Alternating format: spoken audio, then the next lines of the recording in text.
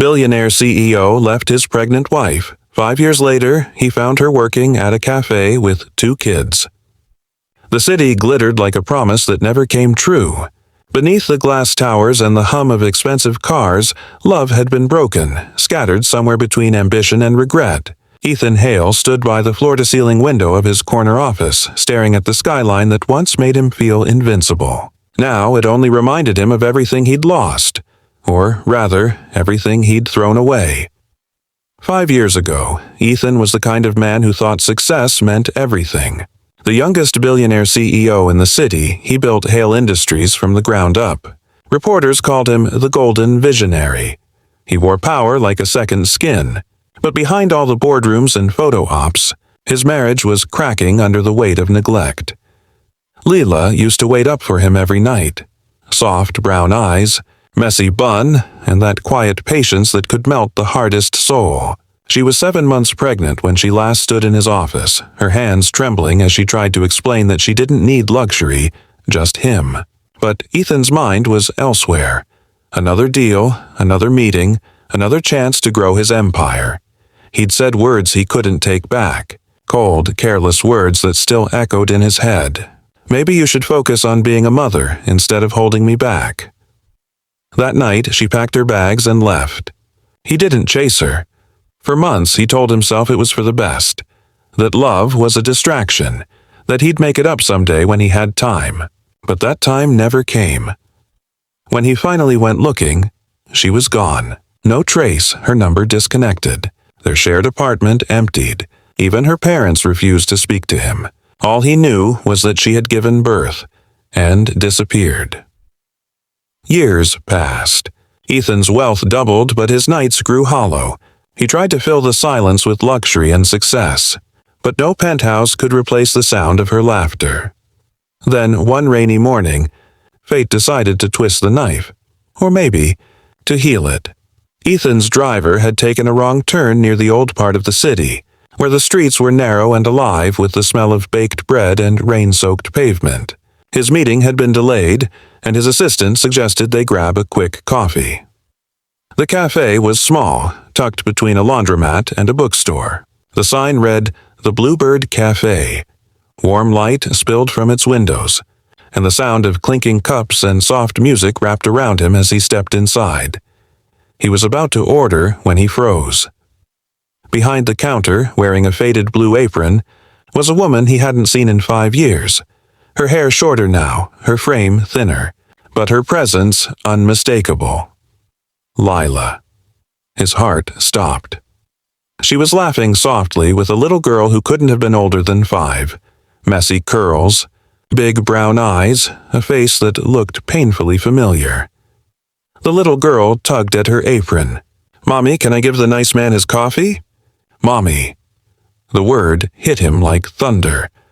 Lila turned, her smile faltering the moment her eyes met his. The color drained from her face. The cup in her hand trembled, spilling a bit of coffee onto the counter. Ethan couldn't move. The cafe around him faded until there was only her. "Lila," he whispered, barely audible. She looked at him for a long moment, eyes filled with every emotion she'd buried. Pain, surprise, and a flicker of something that looked like fear. He saw the ring missing from her hand. He saw the exhaustion in her eyes.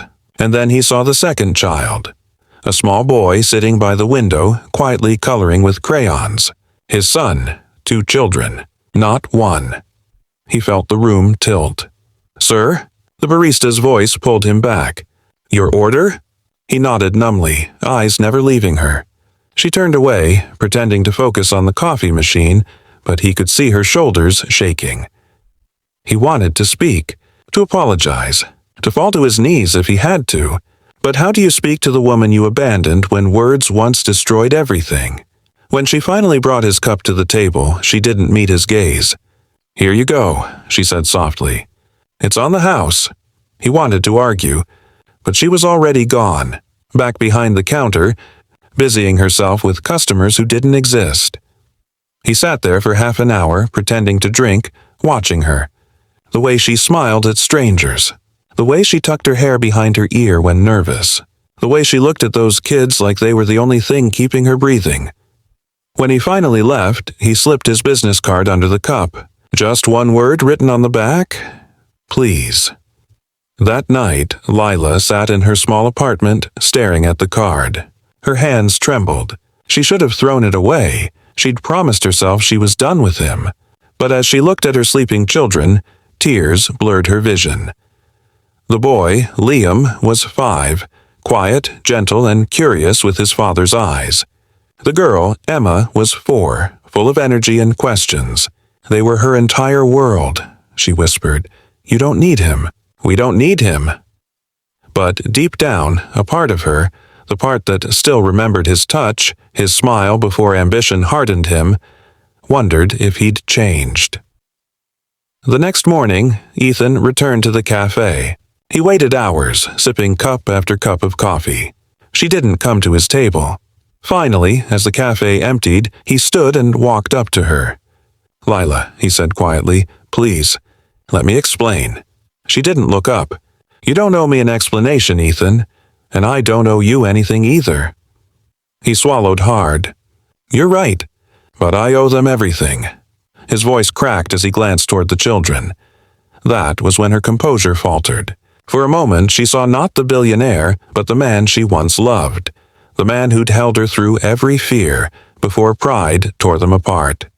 "Why now?" she asked, voice trembling. "Why after all this time?" He hesitated, then said, "Because for years I thought success would fill the emptiness, but the truth is, every deal, every award, every night alone, it just reminded me of you. And when I saw your face today, it felt like the universe finally gave me a second chance I don't deserve." For a moment, neither spoke.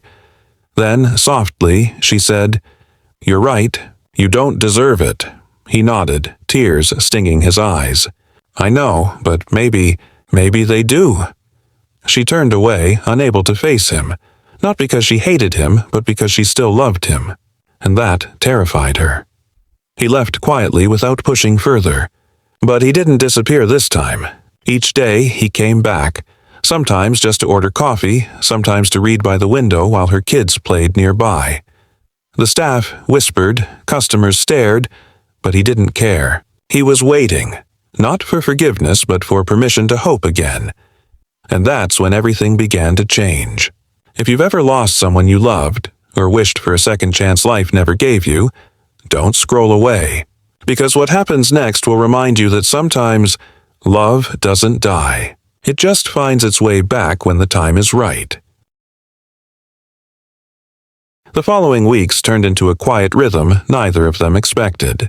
Every morning at exactly 8:30, Ethan Hale would walk into the Bluebird Café, sit by the same window, and order the same black coffee. And every morning, Lila would pretend not to notice, though her heart betrayed her every time their eyes met. The staff began whispering about him. A billionaire sitting among chipped mugs and local chatter, dressed in an expensive suit but smiling like he finally belonged. Some customers took pictures, but Ethan didn't care. He wasn't there to be seen. He was there to remember what life felt like before he ruined it. One rainy afternoon, the cafe bell chimed as Emma and Liam ran in, their laughter brightening the dull weather. Lila was working a double shift, exhaustion visible in her eyes. Ethan was already there, laptop open but untouched. When Liam tripped and dropped his juice, Ethan was on his feet before Lila could reach him. "Hey, it's okay, buddy," he said gently, crouching down. "Happens to the best of us." The little boy looked up at him with wide eyes. "You sound like my teacher." Ethan smiled faintly. "Is that a good thing?" Liam nodded shyly, then whispered, "Mom says my dad was a businessman too. He built tall buildings." Lila froze behind the counter, her hands tightening around the tray. Ethan swallowed hard, forcing a smile. "Your mom's right," he said softly. "He built something incredible." Liam grinned, proud. "Mom says she built me and Emma. That's even better." Ethan's laugh came out choked, tears stinging behind his eyes. "She's absolutely right." Lila looked away, blinking rapidly. It had been years since she'd seen him so gentle, so human, For a moment, she remembered the Ethan who stayed up late rubbing her swollen feet during pregnancy, whispering how he couldn't wait to hold their baby. That man had vanished, but somehow, sitting in her cafe, she could almost see him again. Days passed. One evening, as the cafe closed, Lila found Ethan still sitting there. She sighed. "You know, we close at 8. He smiled faintly. "Then I guess I'm late leaving." She rolled her eyes. "Why are you doing this, Ethan? You don't owe me anything." He looked down at his hands. "Maybe not, but I owe them everything. I don't want to disrupt your life, Lila. I just want to know them, even if they never call me Dad." For the first time, she heard something in his voice that wasn't arrogance. It was regret. Deep, aching regret. She hesitated. "You think showing up here every morning makes you a father?" "No," he said softly. "But it's a start." Something in her chest cracked. He wasn't trying to buy his way back. He was simply showing up, and that, more than anything, reminded her of the man she fell in love with. A week later, she finally said, "If you really mean that, come by the park tomorrow. They like the swings." He didn't sleep that night. The next day, Ethan arrived early, standing near the bench with his sleeves rolled up, nervously checking his watch like a schoolboy. When Lila appeared with the kids, their laughter echoing through the air, he felt something in him awaken, a part he thought success had buried forever. Emma tugged at his tie curiously. "Why do you dress so fancy?" He chuckled. "Because I used to think it made me important." "What makes you important now?" she asked innocently. He smiled, his eyes softening. "This moment." Lila watched from a few steps away, her heart warring with itself. Forgiveness didn't erase the past, but maybe, just maybe, it could build a future. Over the next few months, Ethan became a part of their lives, quietly, gently. He never pushed, never demanded. He'd stop by after work to help with homework, read stories, or walk them to school. Sometimes Lila would catch him staring at the kids, his eyes filled with both pride and pain. Pride for who they were, pain for the years he missed. He began donating anonymously to the cafe, fixing the leaking roof, replacing the broken espresso machine. When Lila found out, she confronted him, furious. "I don't need your charity, Ethan." "It's not charity," he said simply. "It's gratitude." She wanted to stay angry, but he'd disarmed her. He always did. Winter came, and the cafe hosted a small holiday night. Lila was decorating when she noticed Ethan outside, talking to Liam. The boy was showing him his hand-drawn Christmas wish list, all in bright crayons. "What's this one?" Ethan asked, pointing at a small stick figure drawing. "That's our family," Liam said proudly. "Mom, me, Emma, and the man who looks like you." Ethan swallowed. "You drew me." Liam shrugged. "Mom said sometimes family isn't perfect, but I think we can be." Tears burned to Ethan's eyes. He blinked them away and pulled the boy into a gentle hug. That night, when everyone left, Lila found Ethan still cleaning tables. She leaned against the counter, arms crossed. "You don't have to do that," he smiled. "I want to." She hesitated. "You've changed." He looked up at her, eyes tired but full of warmth. "You were the one thing I couldn't buy back, Lila. Losing you taught me that love isn't earned with money. It's earned by showing up when it matters." For a long moment, silence filled the cafe. Then Lila said softly, "I'm not ready to forgive you." "I know," he whispered. "I'll wait." And he did. Months passed before the ice between them truly melted. There were arguments, tears, long conversations under the dim cafe lights.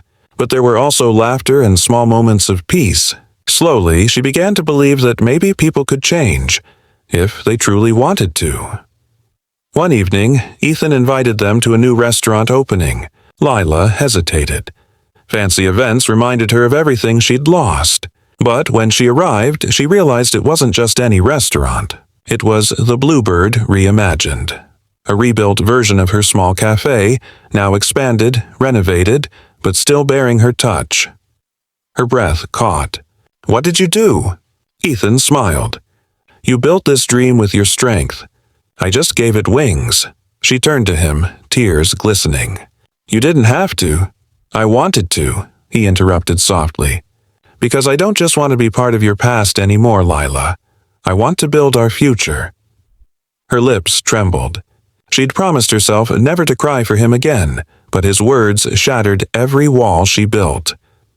Liam and Emma came running, laughing as fairy lights flickered above them.